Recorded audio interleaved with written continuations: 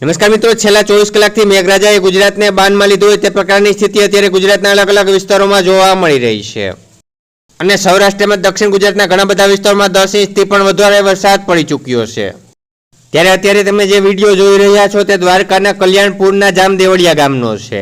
મિત્રો, જામદેવળિયા ગામમાં 12 ઇંચથી પણ વધારે વરસાદ પડી ચૂક્યો છે, જેને કારણે ગામ બેટમાં ફેરવાયું હોય તે પ્રકારની સ્થિતિ અત્યારે જામદેવળિયામાં જોવા મળી રહી છે।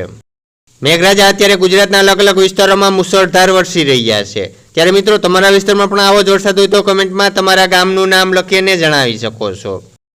અને મિત્રો, જામદેવળિયા ગામમાં પડેલા વરસાદનો વિડીયો બતાવું તે પહેલા આવી જ રીતે હવામાનના પડે પડના તાજા સમાચાર દરરોજ તમારા મોબાઈલમાં મળતા રહે માટે નીચે આપેલ કાળું સબસ્ક્રાઇબનું બટન દબાવી ચેનલને સબસ્ક્રાઇબ કરી લેજો।